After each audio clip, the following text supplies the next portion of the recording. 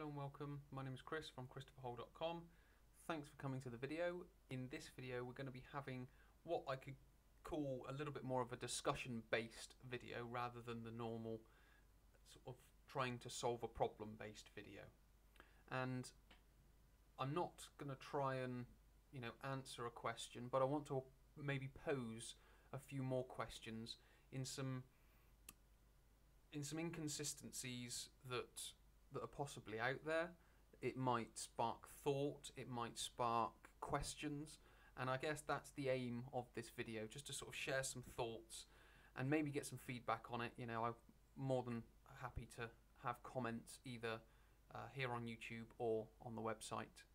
You can obviously get to the website through the link underneath this video if you are on YouTube. Otherwise, just pop a comment at the bottom of the page on the website. Sorry.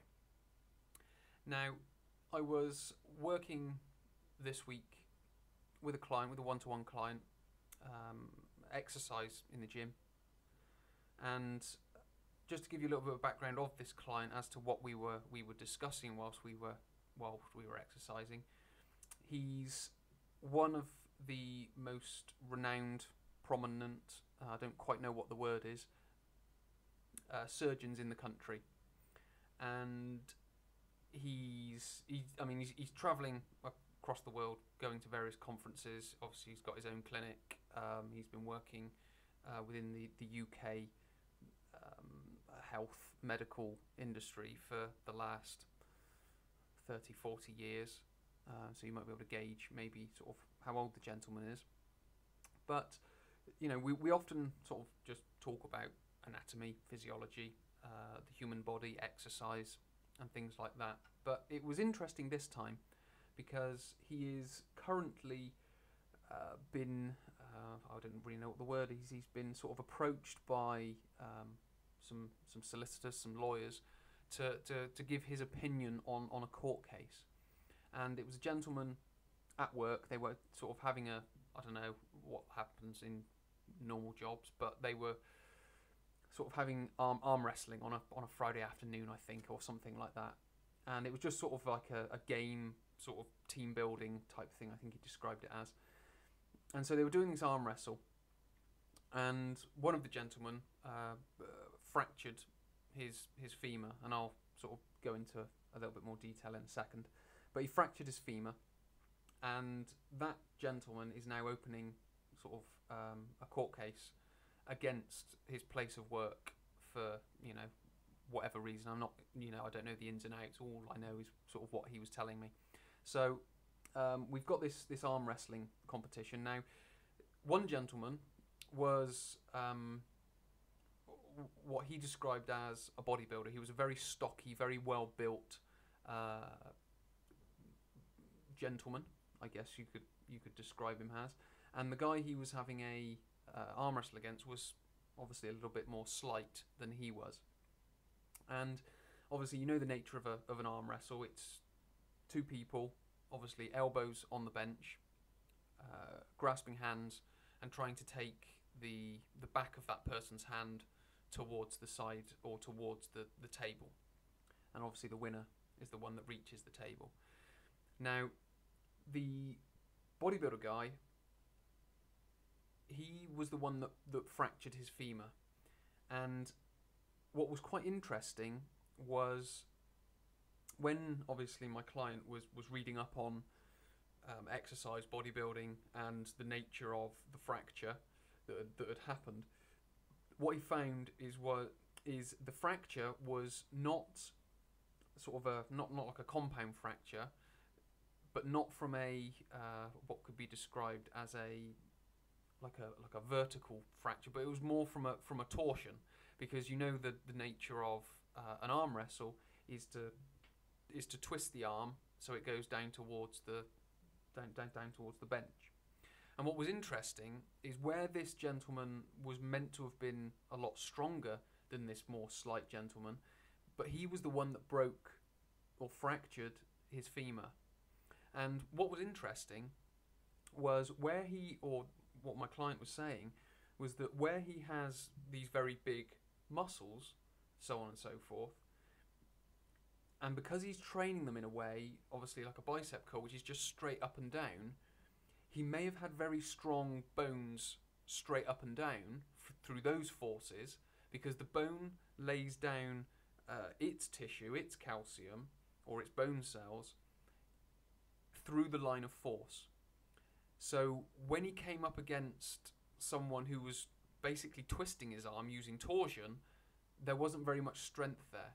And this was the conclusion that my client was coming to with regards to the injury that this guy was experiencing, or this was one of the reasons that he was, or one of the opinions that he had on it.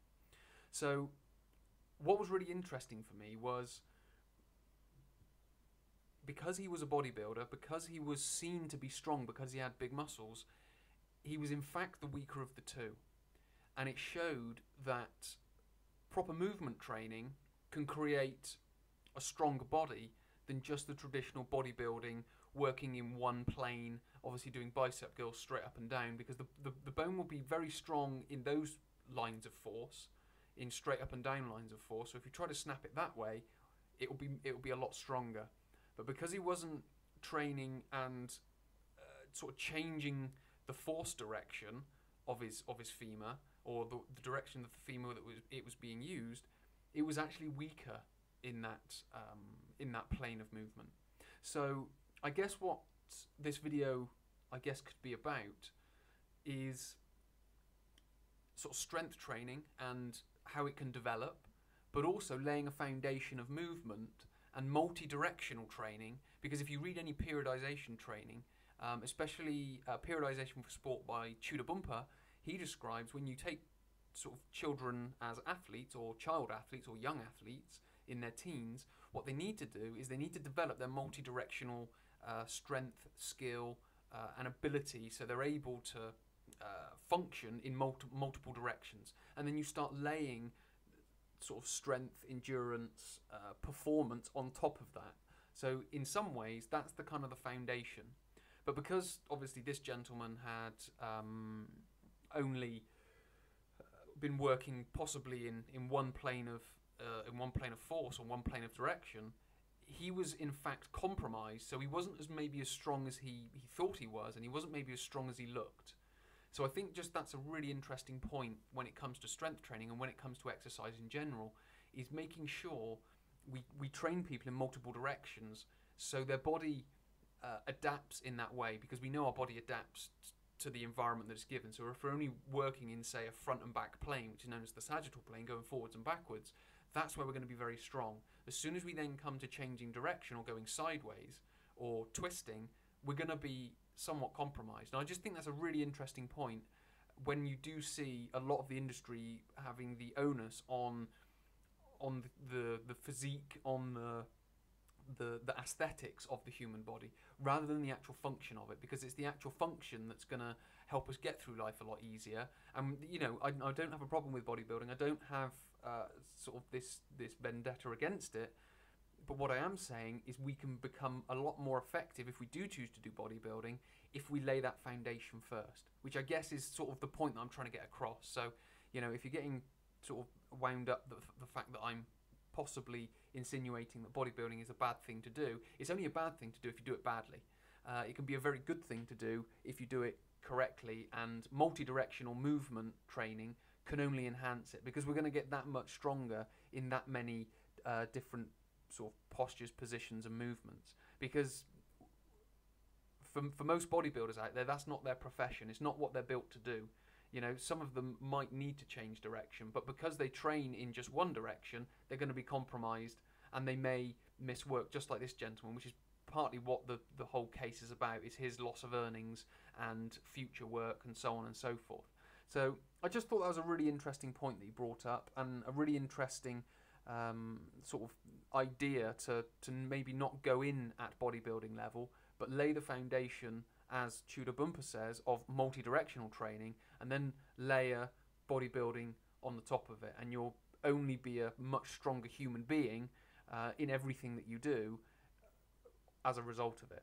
So yeah, thanks for listening. I hope that's been helpful. If you want to come to the website and watch more videos, by all means please do so. Just click the link at the bottom of this page, at the bottom of this video, if you're on YouTube. Otherwise, just have a click around and explore the website. There's loads of great videos on there. So many thanks for watching, or listening, I guess I should say. My name's Chris from christopherhall.com. I'll speak to you in a future video.